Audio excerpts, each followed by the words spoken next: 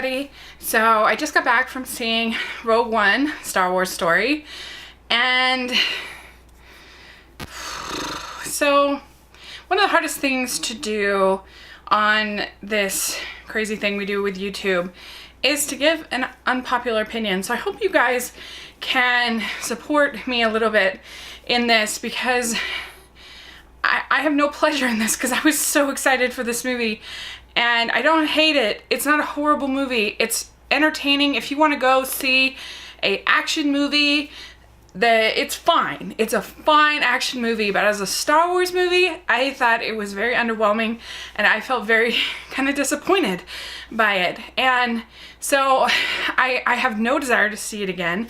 I just left feeling like, you know, unlike with The Force Awakens, where I just couldn't wait till literally the next day I saw it. I saw it 5 times in the theater. And the thing about Force Awakens, and people can criticize it all they want, but Force Awakens had a very clearly defined plot. That it was about getting those maps. They were in BB-8. From the very beginning, Poe puts them in here, and then getting those maps to the rebels so that they could find Luke. And that finding Luke was the main goal. You get it in the crawl, you get it in everything. And this, to me, it's supposed to have a clear objective of finding the Death Star, but to me, it got really muddled. And there were lots of scenes where I was like, why are we here? What is the point? What are they trying to accomplish? And I got bored quite a bit. I was like, what is going on? And then the other thing is that in a good Star Wars movie, you have one lead character, and then you add a character, and then you add another character, and then you add another character. And so, but it's always, you never lose the fact that it is about that character's journey. And this, I think, failed in that, because you had Jyn Erso as the lead character, but and then you had all of these rebels that were sort of around her. But I thought it did a poor job at building up the characters of these other rebels. Donnie Yen and Diego Luna were 2, and then there were a bunch of other ones. I mean, they had such a sort of a poor backstory that one of them, about, I don't know, over an hour into the movie, they call for one of them, they say something to the effect of get Brody, or they say get Bodhi on board or something like that. And I had no idea who they were talking about. And that was like a main member of the cast. I didn't even know his name. And if you think about the original trilogy with Han Solo, you learn so much about him in just a few key scenes with Greedo, and with a few lines of dialogue in the exchange of you learn about the parcel run, and you learn about so much about his personality, his character, and I just didn't feel like I got that with any of these other side characters. And so and then they would spend a lot of time on them, and Jyn would be missing, and so then I would lose the motivation of her through line through the story and her character. And so it was frustrating to me, because I felt like she was underserved and I didn't get to know these other characters the way I wanted to get to know them. And you had the best character of the movie is K2SO, the droid, the Imperial droid, voiced by Alan Tudyk. He was hilarious. He was super fun. He was my favorite part of the movie by far. It does have some impressive action sequences, particularly towards the end.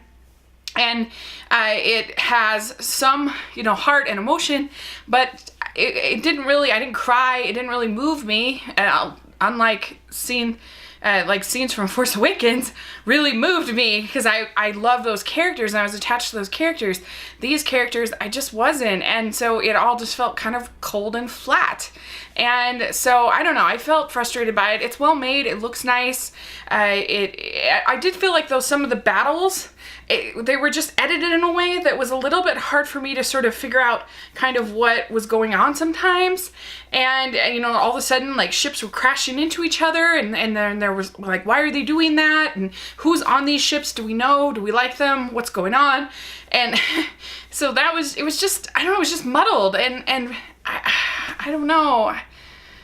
I feel frustrated. I don't think the script was that good, and I don't think that the characters were that good, even though the acting was good. And I have to call out, I thought that Forrest Whitaker's character of Saul Guerrera, he was really confusing. Like, he would do things that made me think, oh, he's a bad guy and we can't trust him, and then things that made me think he was a good guy. So I was confused by him, and I found him difficult to understand. Like, if I'm gonna call out Fantastic Beasts and where to find them on characters with weird mumbling, he was very hard for me to understand. At least he wasn't the lead protagonist, like in that. I don't know, like, I feel like it was a missed opportunity. You know, there are some impressive action sequences. Felicity Jones is good. There's some impressive performances. Darth Vader is super awesome for the brief time that he's in there, so that's cool.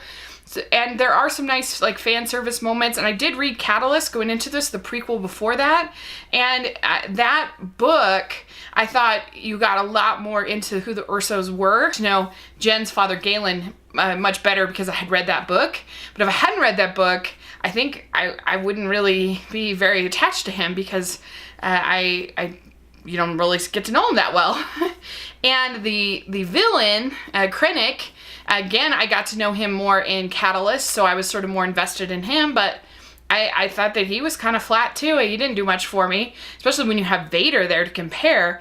And like, people are saying, oh, Kylo Ren's no Vader. Of course he's no Vader. That's the whole point of his character. Kylo Ren is an apprentice. He's frustrated by the fact that he isn't Vader. That to me is what makes him interesting.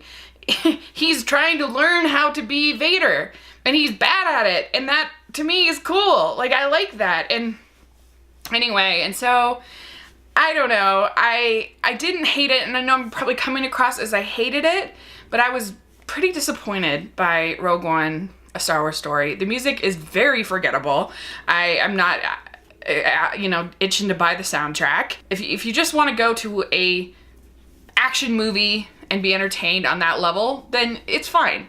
But for a Star Wars movie that are supposed to be about something more, like Force Awakens is about this family, and it's about Luke, and it's about it's about Rey trying to find her family and trying to find where she belongs and all of that. And so if you want something deeper, then you're not going to find that here in Rogue One. And another thing that really annoyed me a little bit is you have the blind character, and there's supposed to be no Force users there's supposed to be no Jedi in this movie. But he just like repeats, I am the Force, I am the Force, I am the Force over and over again.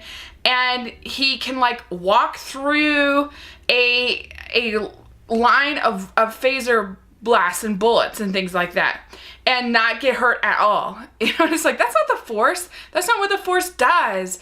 And the Force isn't some kind of like shield barrier in that way. And I thought that was like, I don't know, I just didn't think that gelled with what I know of as the Force and what I know of as this power, and especially somebody who isn't a Jedi. And so, I don't know, I felt like it was a little bit like secret magical blind powers, you know, which can be kind of ableist and kind of annoying, but I don't know, I wish I'd loved it. I really wanted to love it. I don't know, I give this a C+, and we'll see if it changes on multiple viewings, but to me there were a lot of problems, and I know I'm in the minority on that, but I gotta be honest, that's just how I feel. So thanks so much, please subscribe to my channel, and I'll talk to you later. Bye!